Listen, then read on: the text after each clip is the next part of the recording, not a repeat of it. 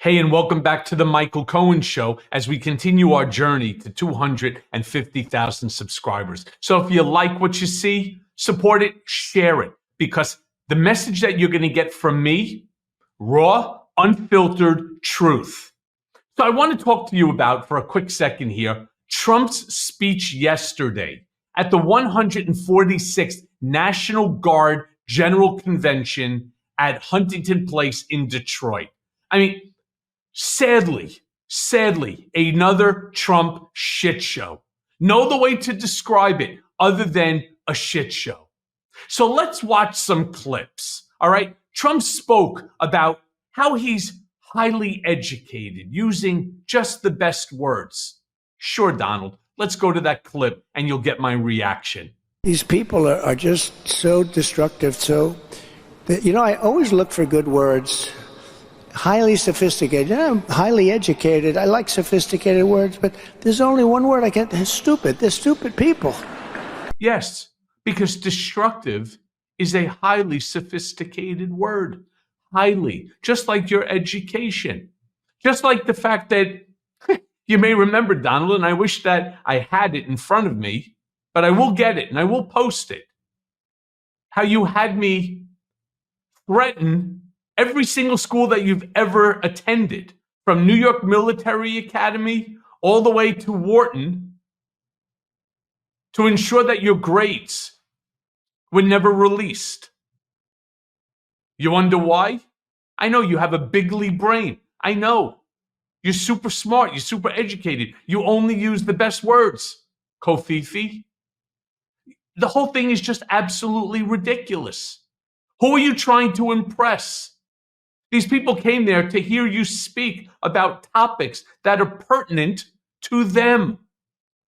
Look, it gets even worse from there. All right. Trump then turns around and he speaks about American democracy. I mean, you want to talk again about deflection? Because everything that Donald Trump says in all of these rallies is pure lies. It's just another lie on top of a lie. Let's go to the clip, and then you'll hear my reaction as to why. We are not just going to make America great again. We're going to make American democracy great again. We're going to bring it back. My opponent, Kamala Harris, and Tim Walz are promising the exact opposite. Okay. What? Or as The Rock would say, what? What the hell are you talking about, Donald? Let's bring back American democracy? The only one who's trying to destroy America's democratic republic is you. Yes, right now we live in an American democracy. We live in a democratic republic. You seem to be the only one who talks about, again, rewriting the Constitution, destroying our tripartite system of government, conferring all power to the executive branch, namely yourself, using SEAL Team 6 in the military to start rounding up immigrants and creating internment camps and so on. What do you mean by bring back American democracy? It doesn't even make sense. And then you can't even stop there. It's a stupid comment, but no, the stupidity has to go further. What do you say next? Kamala Harris and Tim Walz are destroying America's democracy. That they want to destroy, and that they are destroying America's democracy. How is Tim Walz destroying anything? He's only running as the vice presidential nominee. Right now, it's a Biden-Harris administration. Don't you even understand? I mean, you are the president of the United States of America. Don't you even understand how government works? The only one who's doing things, again, to destroy America's democracy is you. But yet, what do? Deflect. That's what you're doing, deflecting. Trying to get people to, what? Dislike Kamala Harris and Tim Walz under the guise that they are bad for America's democracy? How? By creating unity versus divisiveness, which is you? Creating empathy instead of hatred like you do? What are you talking about? It makes no sense at all. And how anybody, even the people that are there attending the 146th National Guard convention. How is it that they are not saying to, what the fuck is this guy talking about? There are things that you could say that you may not like about Kamala Harris. I'm okay with that. But the notion that you want to turn around and claim that she's bad for America's democracy, that only you could bring it back, it's nonsensical. But then it gets even worse. I feel like an infomercial, but wait, there's more. Trump then talks about Ukraine. Oh, this is just genius. Let's play the clip, and then you get my reaction to this one. Look at what's going on right now with Ukraine. They're surging into Russia.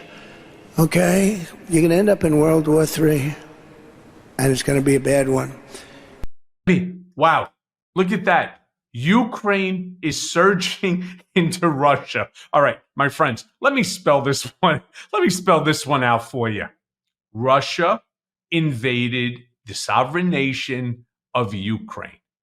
They have been bombarding the shit out of Ukraine day in and day out now for over 2 years.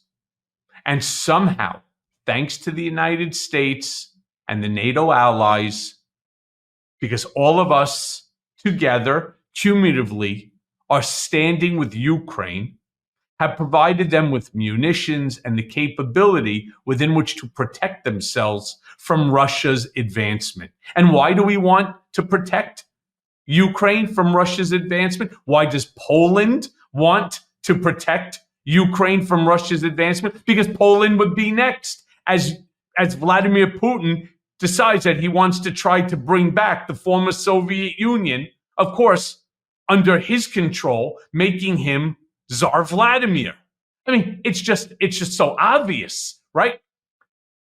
All of a sudden, Ukraine has the upper hand. They're moving forward now into Russia's area, into Russian territory, thanks again to the help of the United States and the NATO allies.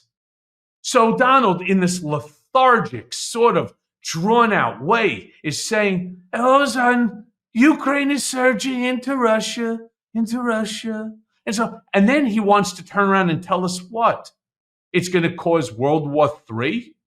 And that's not going to be good. World War III is not going to be. Why? Because World War II was good? Or World War I was good? Or Afghanistan was good? Or the Iraq War was good?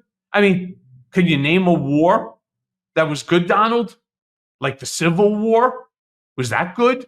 What are you talking about? And what makes you think that Russia is going to go nuclear? Do you have some information that maybe, I don't know, President Biden and Vice President Harris doesn't have? Or that we don't know, that you somehow singularly know? So what are you trying to do? He's trying to scare people. It's all about fear for him. He will fearmonger you into thinking that only he and only he, because of his very close and personal relationship, it's a love affair, with Vladimir Putin, will stop World War III. And as you all know, World War III won't be good. No, it won't be good. He is, again, making stuff up. Deflection, fear-mongering. This is Donald Trump's brand of campaigning. Now, finally, just when the guy runs out of stupid shit to say, here comes the final kappa. He has to talk about Nancy Pelosi. I don't know. I think he's got the hots for Nancy, to be honest with you. He talks about her all the time. I mean, who talks about somebody else all the time? I don't. Well, yeah, I talk about Donald Trump all the time, only because I'm commenting on the stupidity that Donald Trump is putting out there. So let me be very clear. This is very weird. Let's take it to that clip, and then you'll get my final reaction. And I was able to do. We won 11 lawsuits. Everybody sued me. Crazy Nancy Pelosi sued me. She was always saying, she's crazy as a bedbug, that one. She's nuts. She's a nut. But at least Joe Biden likes her a lot. No, I don't think so. Think he's angry? He fights. Yeah, and then here comes the accordion hands, because what he's doing, he's lying. How does he know the relationship of Joe Biden to Nancy Pelosi? I don't know. Last I heard, They seem to be pretty okay with one another. What? Because he wants to talk about how Joe Biden decided to do what was right for the country, to put the country over self, something that Donald could never understand. And then he's talking about 11 lawsuits. I don't know. Let's just break it down really, really quickly for a second. Well, I beat him in my lawsuit for legal fees that he owed, that I did on his behalf. He stiffed me on that and law firms, and they needed to get paid. So I sued. We won. He lost in the case of Galizia, where he had Keith Schiller, his bodyguard, go downstairs and stop a bunch of protesters who had signs in front that Donald didn't like. He lost that one. He lost twice to E. Jean Carroll, right? That's just in the defamation part. He lost to the New York Attorney General, to Tish James. That was another $500 million. He lost to the Manhattan District Attorney, 34 counts of guilt. I'm not so sure that this guy's on a winning, that he's got this winning track record that he's trying to portray. He lost every single case that they brought before the courts regarding election interference. I'm not sure what 11 lawsuits that this man is even talking about. I don't even know where that number comes from. And if somebody knows it, do me a favor, hit me up, DM me, because I'd be very curious. I tried to look it up and I couldn't find it either. But then again, maybe my ability to search Google isn't as good as I thought it was. Look, let me end this episode by turning around and saying what I say all the time. The man is batshit crazy, plain and simple. His rallies are getting smaller by the day. They're getting more jumbled. It's like word vomit. Whatever it is that comes out, comes out. None of it makes any sense at all. It's all divisive. It's all hate speech. It's all fear-mongering. That's all that Donald knows how to do. And that's what he wants to do. He thinks this is a winning strategy. But here's what we know.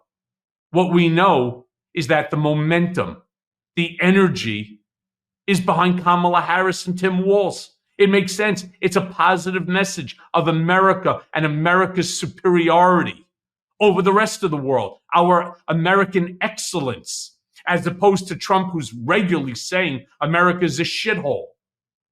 This is just who Donald is. How do you want to vote for somebody who doesn't even believe in American exceptionalism, doesn't believe in the Constitution, doesn't believe in anything other than himself, and is attempting and needing to win this election in order to exculpate himself from all of the litigation that he currently has. So, my friends, it's why I will end this episode as I do all. Make sure that you are registered to vote, vote.org, and make sure that you vote Harris Walz in 2024. Hey, everyone. First of all, thanks for watching. I mean, we're going to be posting daily episodes with reactions and talking about politics. We'll be talking about everything, in fact. So please like and subscribe. Join us on this journey.